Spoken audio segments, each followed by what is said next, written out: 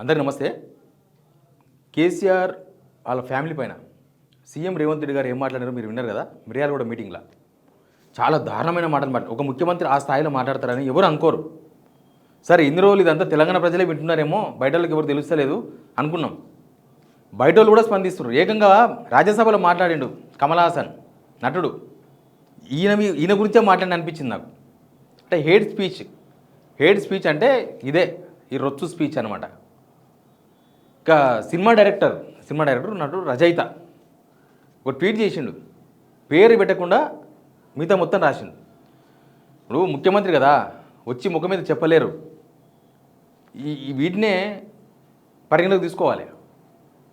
ఇక ముఖ్యమంత్రికి ట్వీట్లు చేస్తున్నారు, రాజ్యసభలో మాట్లాడిన ఆయన భాష మీద. అంటే ఇప్పుడు ఇంతకుముందు తెలంగాణలో ఏదైనా గొప్పతనం గురించి చర్చ జరిగేది రాజ్యసభలో కానీ ఎక్కడైనా కూడా. తెలంగాణలో పలానా ప్రాజెక్ట్ తీసుకున్నారంట, తెలంగాణలో పలానా స్కీమ్ వచ్చిందంట.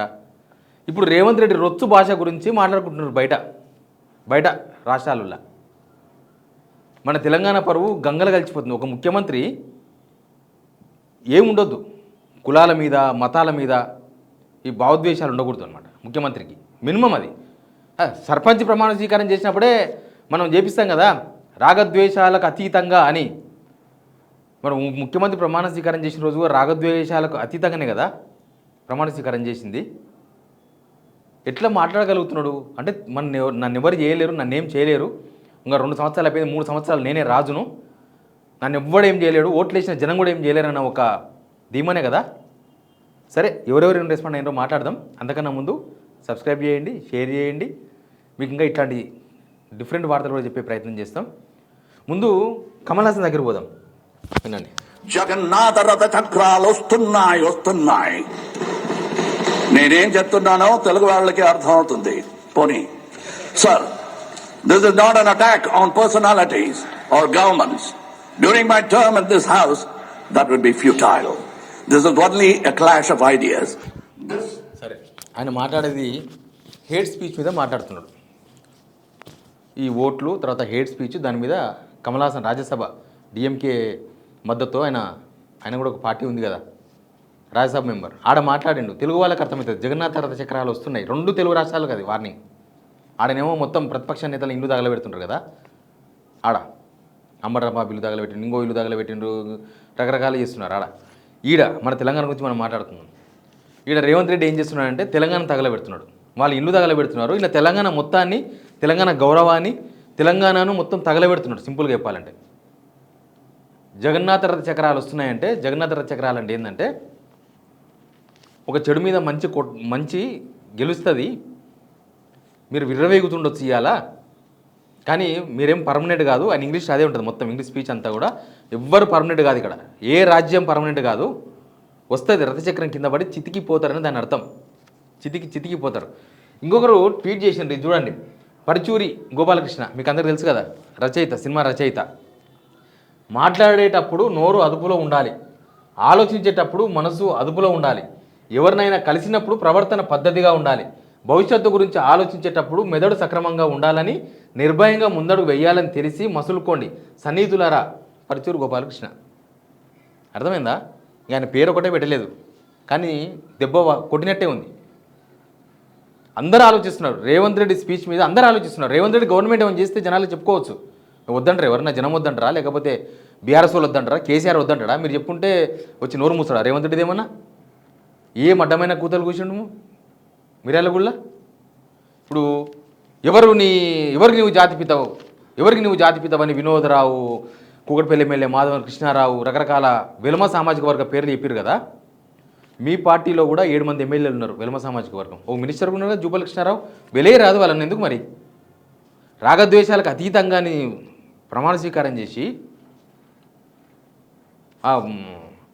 ఎట్లా మాట్లాడిండు?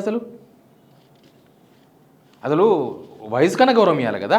కేసీఆర్ వయసు కన్నా, ఆయనకు 72 ఏళ్ళు, తెలంగాణ తెచ్చినోడు, తెలంగాణ జాతిపిత. ఈయనకేం నొప్పి?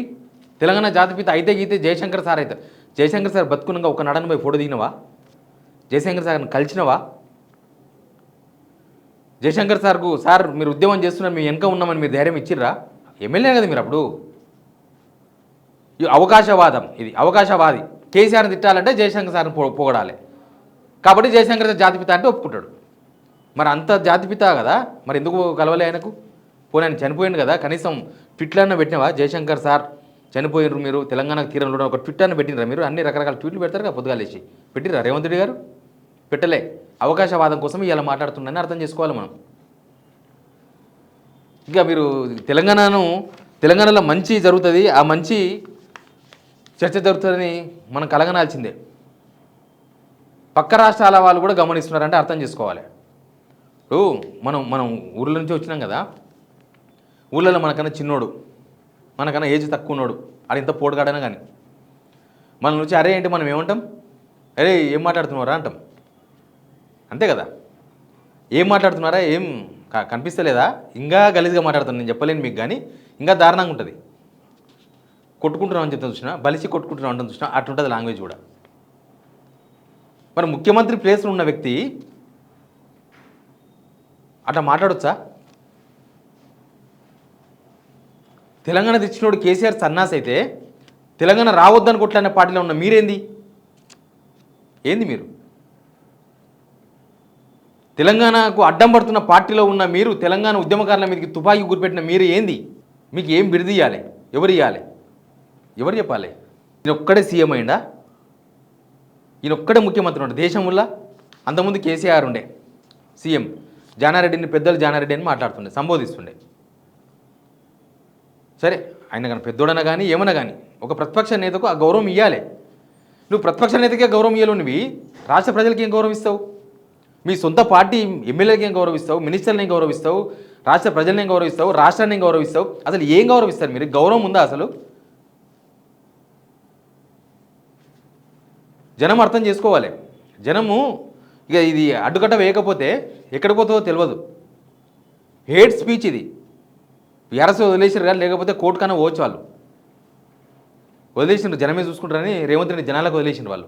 లేకపోతే కోర్టుకు పోయి ఈయన మా గురించి మాట్లాడొద్దని తెచ్చుకోవచ్చు, పెద్ద మ్యాటర్ ఏం కాదు, అందరు తెచ్చుకుంటున్నారు. జనాలే చూసుకుంటారు కదా, జనాలు వింటున్నారు కదా. చిల్లర మాటలు చిల్లరోళ్ళలాగా మాట్లాడదు కదా ఎవరన్నా.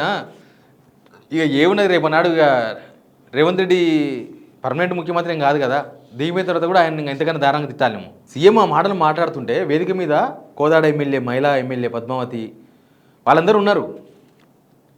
వాళ్ళని బిత్తర చూపులు చూస్తున్నారు, ఏంది ఇట్లా మాట్లాడుతున్నాయని. కాంగ్రెస్ పార్టీలో ఉన్న వాళ్ళు కూడా ఆయన మాట్లాడే మాటలు నచ్చలేదు, తెలంగాణ ప్రజలకు అసలే నచ్చలేదు. ఒకసారి ఆయన మాట్లాడిన దాని కింద వీడియో కామెంట్స్ చూసుకోండి, తెలుస్తుంది మీకు. మీరు ప్రతిపక్షంలో ఉన్నప్పుడు మాట్లాడినరు సరే, అప్పుడు కేసీఆర్ మీద కోపంతో ఉండొచ్చు, విన్నరు. కానీ ఇప్పుడు మీరు ముఖ్యమంత్రి అన్న విషయం మర్చిపోతే ఎట్లా? ప్రతిపక్షం ఉన్నట్లే మాట్లాడితే ఎట్లా? ఏం నేర్పదలుచుకున్నారు? ఇక రేపటి నుంచి చూడండి, చిన్నపిల్లలు కూడా వాళ్ళ నాయననో తాతనో అరే ఒరే అని మాట్లాడాలి ఊళ్ళో. మీ మాటలేని రా గాడు కేసీఆర్ గాడు, హరీష్ రావు గాడు ఏం మాట్లాడాల్సి. సంస్కారం అనేది ఇంపార్టెంట్ మనిషికి, సంస్కారమే చాలా ఇంపార్టెంట్. ఆ సంస్కారం లేకుండా మిగతా ఎన్నో వేస్ట్. రేవంత్ రెడ్డికి ఆ సంస్కారమే లేదు. కనీసం లేకపోని ఆ కుర్చీ కూర్చున్నప్పుడన్నా డిగ్నిటీ ఉండాలి కదా. డిగ్నిటీ ఆఫ్ లేబర్ అంటాం, డిగ్నిటీ ఆఫ్ సీఎం అనం కదా. అది తెచ్చుకోవద్దు, ఆ సిచ్యువేషన్ తెచ్చుకోవద్దు. కానీ ఆయన కనీసం నేను ఆవేశంలో మాట్లాడినానో, తప్పుదారి మాట్లాడినానో, కనీసం ఒక క్షమాపణ, ఒక లెటర్ పెట్టండి. కనీసం తెలంగాణ ప్రజలు క్షమిస్తారు. కేసీఆర్ మిమ్మల్ని క్షమించాడు, అది వేరే విషయం. కేసీఆర్ మిమ్మల్ని క్షమించాడు, కనీసం తెలంగాణ ప్రజలన్నా సరే ముఖ్యమంత్రి మారుతాడేమో, మారిండేమో అని క్షమిస్తారు.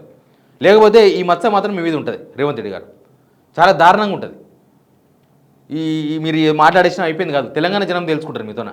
కేసీఆర్ తెలుసుకోడు, కేసీఆర్ వేరే, కానీ మిమ్మల్ని జనమే చూసుకుంటారు. ఇది రేపు జనం మీదకే వస్తాడు, రేపు జనాన్ని కూడా తిరుగుతాడు. ఇట్లే తక్కువే ఉండదు, ఇప్పుడే తిరుగుతుండే ఆల్రెడీ. అంతకుముందే గన్మేళం కొట్టుడు అవన్నీ చేస్తుండే కదా, ఇంకా రేపు జనాల మీద కూడా వస్తాడు ఇది. ఎనీవే, రేవంత్ రెడ్డి కామెంట్స్ కేసీఆర్ మీద కానీ వాళ్ళు ఎవరిని నువ్వు విధానపరంగా మాట్లాడు, తప్పు చేస్తే కేసీఆర్ నువ్వు తప్పు చేసినావు, నీ సంగతి చూస్తా, నీ మీద కేసు పెడుతున్నా అని పెట్టు, కానీ ఈ మాటలు మాట్లాడదు కదా. మీరు రేవంత్ రెడ్డి వ్యాఖ్యలను సమర్థిస్తున్నారా లేదా కింద కామెంట్ బాక్స్లో ఇవ్వండి. Please subscribe.